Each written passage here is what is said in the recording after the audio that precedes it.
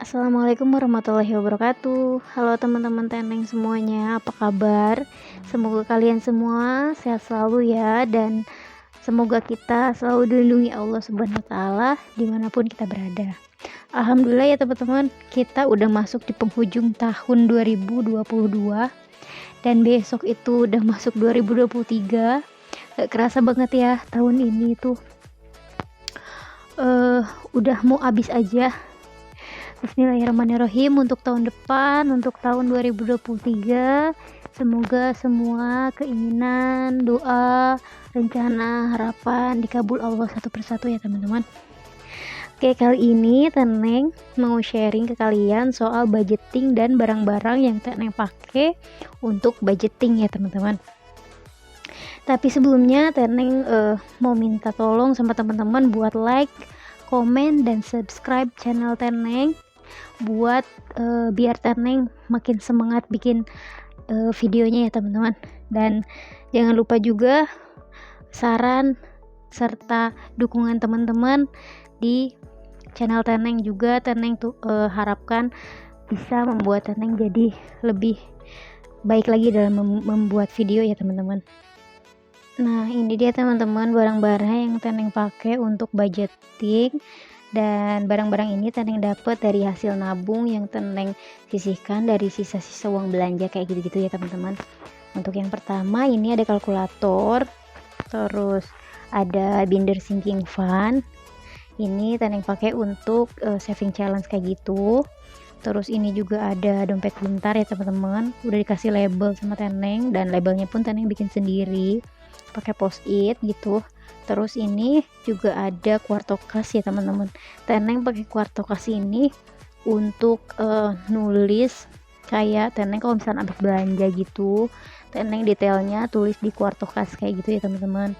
Kayak apa sih namanya, untuk semua mau pengeluaran atau pemasukan Teneng tulis di kuartokas dulu untuk lebih detailnya gitu. Tapi kalau misalnya teman-teman belum punya atau belum beli kuartokas, teman-teman bisa bikin sendiri pakai buku tulis biasa gitu.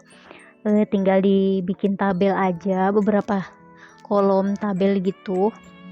Jadi kayak misal isinya tuh tanggal, terus kayak keterangannya, bisa teman-teman isi apa namanya, debitnya, terus kreditnya gitu, terus kayak sisa saldo atau total saldo akhir kayak gitu-gitu ya teman-teman. Jadi untuk memudahkan gitu. Nah, selanjutnya ini ada buku financial planner kayak gini. Teneng ini bikin sendiri untuk gambarnya. Terus Teneng juga beli bukunya yang motifnya dot kayak gini ya teman-teman. Jadi nggak yang bergaris atau yang kotak-kotak kayak gitu, biar kelihatan polos aja sih gitu. Terus biar enak juga gambar-gambarnya gitu kan.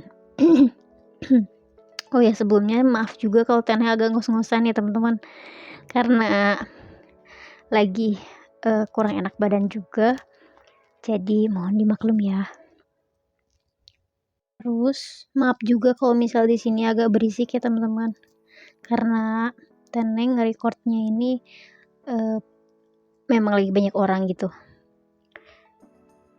Untuk selanjutnya Teneng juga punya pensil kayak penggaris, terus stabilo kayak gitu, terus kayak pulpen, terus juga pokoknya alat-alat tulis kayak gitu ya, lem juga, terus kayak hektar gitu Teneng juga beli, terus kayak cutter kayak gitu-gitu. Ini juga sama, semua Teneng beli dari hasil nabung ya, bukan dari hasil yang emang apa namanya kita sengaja beli gitu loh teman-teman. Jadi emang ini Teneng beli dari hasil nabung yang dialokasikan untuk beli peralatan budgeting kayak gitu. Nah, selanjutnya kita langsung aja ke budgeting bulan Januari ya teman-teman. Nah, Teneng ingetin juga sama teman-teman bahwa budgeting Teneng itu jangan dijadiin patokan teman-teman ya, karena kan namanya penghasilan, namanya pendapatan kita itu beda-beda gitu kan, masing-masing orang juga pengeluarannya, kebutuhannya juga beda-beda. Jadi Teneng di sini hanya sharing bagaimana cara budgetingnya terus apa aja yang harus kita buat di dalam budgeting itu sendiri gitu ya teman-teman. Oke, kita langsung aja ke budgeting untuk bulan Januari 2023. Nah, di sini Teneng juga udah bikin catatan kecil. Di situ ada nominal-nominal tertentu yang udah Teneng hitung, yang nantinya mau dimasukin ke kolom-kolom yang udah Teneng bikin gitu ya teman-teman. Terus di bulan Januari ini Teneng juga bikin kalender biar ada catatan juga gitu. Jadi nanti di tanggal-tanggal tertentu kalau misalkan ada kebutuhan mendesak atau ada pengeluaran yang memang tiba-tiba mendadak gitu ya, bisa kita tandain tanggal berapanya gitu di sini. Nah, untuk pos-posnya sendiri, Teneng di sini bikin beberapa pos. Yang pertama itu ada pos untuk fixed expenses ya teman-teman. Nah, fixed expenses sendiri itu Teneng bagi menjadi 3 bagian gitu. Nah, yang pertama itu untuk iuran-iuran atau tagihan-tagihan yang selalu rutin tiap bulannya, itu nominalnya sama. Itu termasuk ke golongan kebutuhan hidup ya. Jadi kayak apa sih, cicilan, bayar kos atau apa gitu ya. Nah, di sini Teneng juga untuk yang kedua itu ada bakti ortu. Nah, untuk bakti ortu sendiri kenapa Teneng masukin ke fixed expenses? Karena tiap bulan itu Teneng rutin ngasih ke orang tua sama ke mertua juga gitu ya teman-teman. Nah, untuk yang ketiganya itu kalau ada piutang gitu, jadi sebisa mungkin mau sedikit atau besar utangnya kita cicil sedikit-sedikit biar utangnya cepet lunas gitu ya teman-teman. Jadi tiap bulan kita simpan uang untuk bayar utang kayak gitu. Nah, untuk pos selanjutnya Teneng bikin ada pos simpanan atau nabung gitu. Nah, di pos nabung ini karena Teneng sekarang lagi mengandung gitu, jadi Teneng fokuskan ke tabungan lahiran, terus sisanya tabungan darurat kayak gitu-gitu ya teman-teman. Nah, untuk yang ketiga Teneng bikin pos untuk kebutuhan hidup. Kebutuhan hidup sendiri di sini yang kebutuhan yang tidak tentu ya teman-teman, pengeluarannya bisa lebih banyak dari bulan sebelumnya atau bisa lebih sedikit dari bulan sebelumnya kayak gitu. Nah, kita balik lagi ke fixed expenses yang untuk bayar iuran-iuran dan tagihan-tagihan rutin gitu ya. Di sini Teneng ada iuran untuk mes gitu, karena suami di tempat kerjanya kan tinggal di mes ya teman-teman. Terus juga ada arisan, terus ada tagihan kartu halo untuk suami gitu, ada internet reguler juga buat Teneng, terus ada token listrik itu untuk di mes juga, dan nominalnya udah Teneng hitung di catatan kecil, Teneng tinggal pindahin ke kolom fixed expenses ini kayak gitu. Teman-teman juga bisa nanti untuk fixed expensesnya itu nggak kepatok ya teman-teman, sesuai kebutuhan teman-teman aja, sesuai apa yang teman-teman pengeluaran teman-teman maksudnya gitu.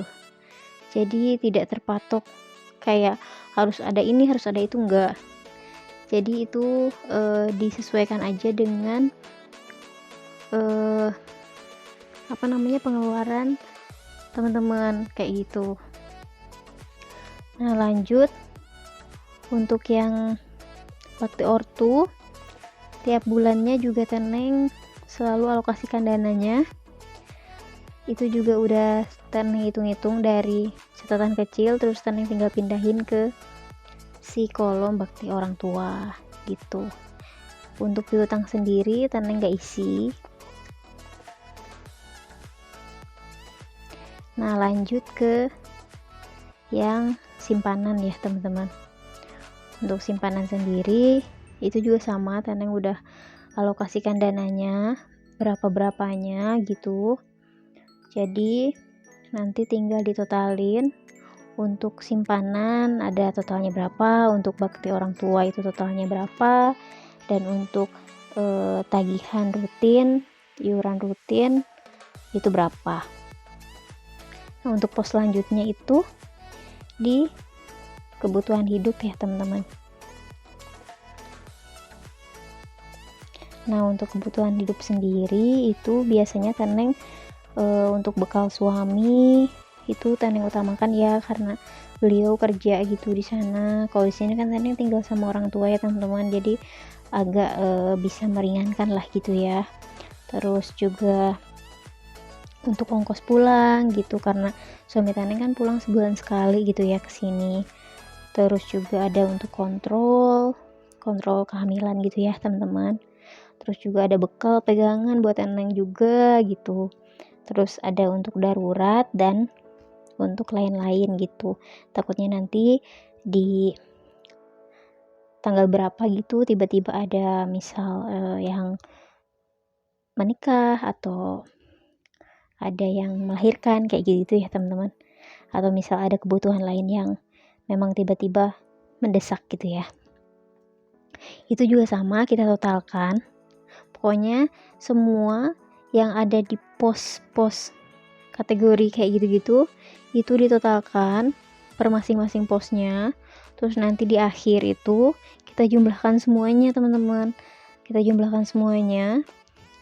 Nanti kita lihat, kita kurangi dari total pemasukan yang kita dapat dengan total yang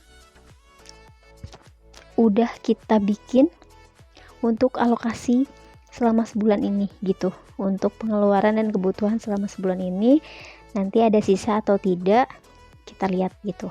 Jadi bisa ketahuan di situ nanti kalau misalnya ada sisa, itu sisanya kita simpan dulu, jangan dipakai. Takutnya nanti tiba-tiba ada sesuatu mendesak kayak gitu. Jadi kalau ada uang kan kita enak ya teman-teman, gak bakalan khawatir apa-apa gitu. Nah terus kita juga bikin evaluasi budgetnya. Nah, evaluasi budget di sini itu adalah hasil dari data yang ada di Quartokas kayak gitu. Nah, kalau di sini itu garis besarnya aja. Di evaluasi budget itu kita itu untuk garis besarnya aja. Total dari yang ada di Quartokas kayak gitu ya teman-teman.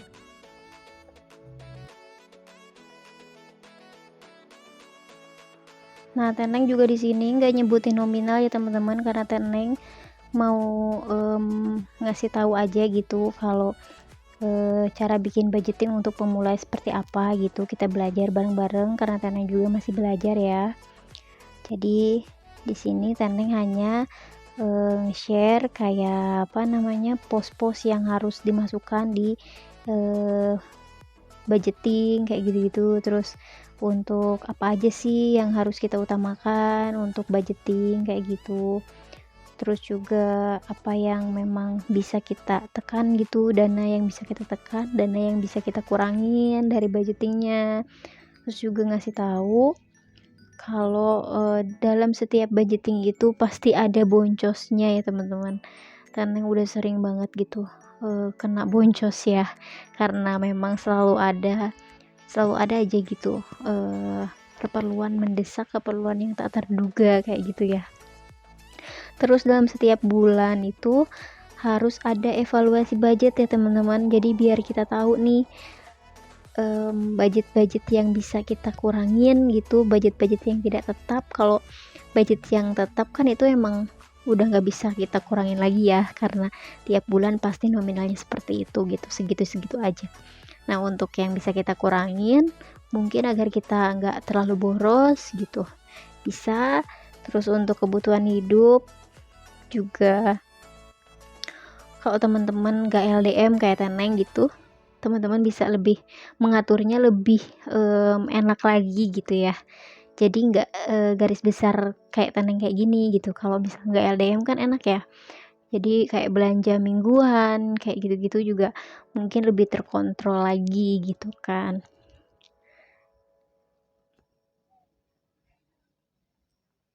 Nah, di sini juga Teneng ngajak teman-teman buat bikin budgeting itu kita harus tanamkan dalam diri kalau budgeting itu bukan membuat kita jadi merasa terpaksa, merasa terbebani kayak gitu. Terus juga semoga dengan budgeting ini kita bisa lebih bijak dalam mengelola keuangan ya teman-teman. Semangat untuk teman-teman semua. Terima kasih karena udah nonton videonya. Maaf kalau banyak kekurangan. Sampai jumpa di video selanjutnya. Assalamualaikum warahmatullahi wabarakatuh teman-teman semuanya.